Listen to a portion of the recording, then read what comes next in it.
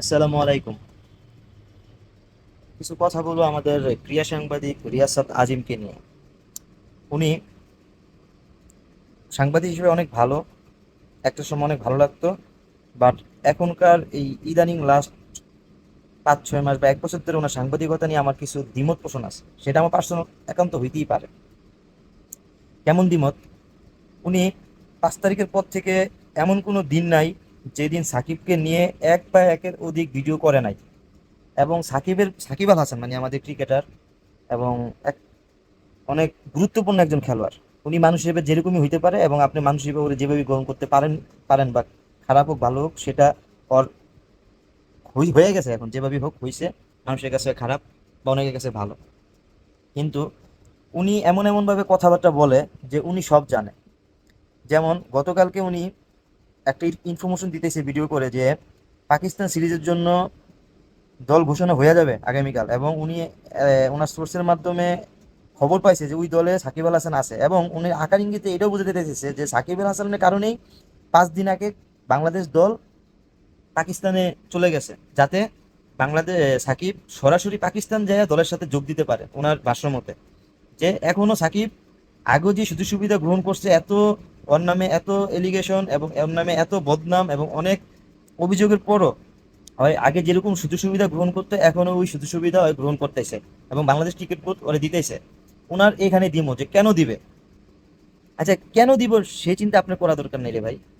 আপনি একজন সাংবাদিক, আপনি কেন দিবে এই এভাবে না বলে আরো অন্যভাবে বলতে পারেন। এবং আপনার কথাবার্তা শুনে মনে হয়, মানে এই রিয়াসাত আজিমের কথা শুনে মনে হয় যে উনি সাকিবের নামে এক মুঠ ভাত বেশি খাইছে, বা ওর সাথে কোনো পার্সোনাল কোনো দ্বন্দ্ব আছে। ওনার কথাবার্তা এরকমই মনে হয়।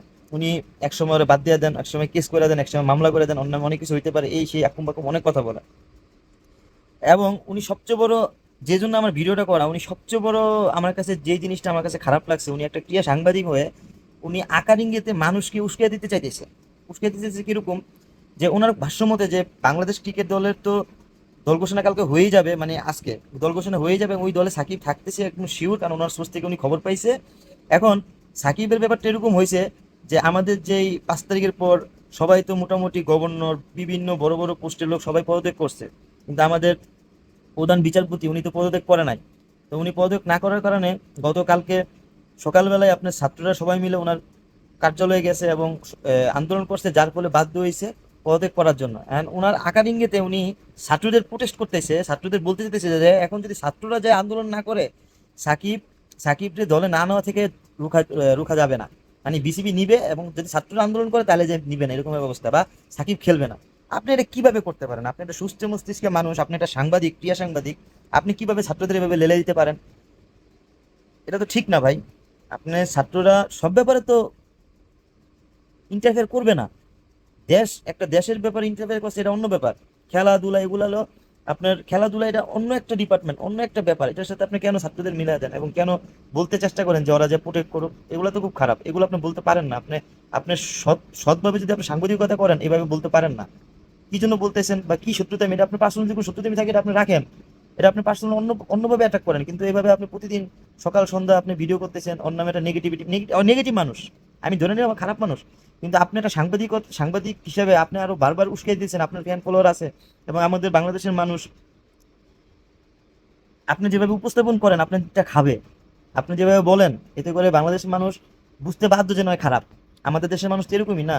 কিছু কিছু সাংবাদিক আছে, বাংলাদেশে কিছু সাংবাদিক আছে, তাদের মানে এমন ভাবে উপস্থাপন করে বিষয়টা, সেটা আপনি সাধারণ মানুষ যারা একটু কম বুঝে তারা এই জিনিসটা পুরোপুরি ব্রেন ওয়াশ হয়ে দেবে এবং গ্রহণ করবে।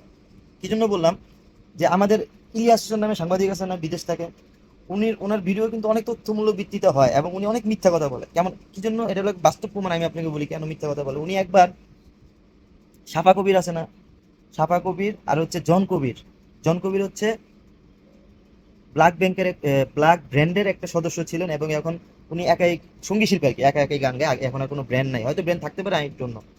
আর হচ্ছে সাফা কবির যে অভিনয় শিল্পী, ওদেরকে ইলিয়াস হোসেন এই দুজনের শাহরিয়ার কবিরের ছেলে মেয়ে বানাই দিছিল, এবং ওইটা উনি পাবলিকলি আপনার ইউটিউবে ছড়াই দিছিল।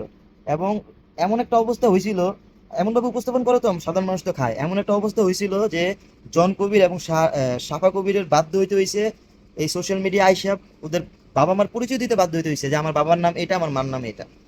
তো আপনারা এইভাবে করতে পারেন না। সাংবাদিকতা করেন ঠিক আছে, আপনার পার্সোনাল কোনো সত্যতা থাকতে পারে, সেটাও ঠিক আছে, কিন্তু আপনি এইভাবে যেভাবে কথা বলেন এভাবে ঠিক না। আপনি ছেলে মেয়েদের কেন উস্কে দেন যে এখন আপনাদের বলতে হবে বিসিবি যে আন্দোলন করতে হবে তাহলে সাকিব খেলবে না বা বিসিবি বলে নিবে না? আপনি তো এটা বলতে পারেন না। আপনি সৎ সাংবাদিকতা করলে তো এটা বলতে পারেন না। আপনি কি মনে করেন সবকিছু আপনি জানেন, সব আপনি বুঝেন?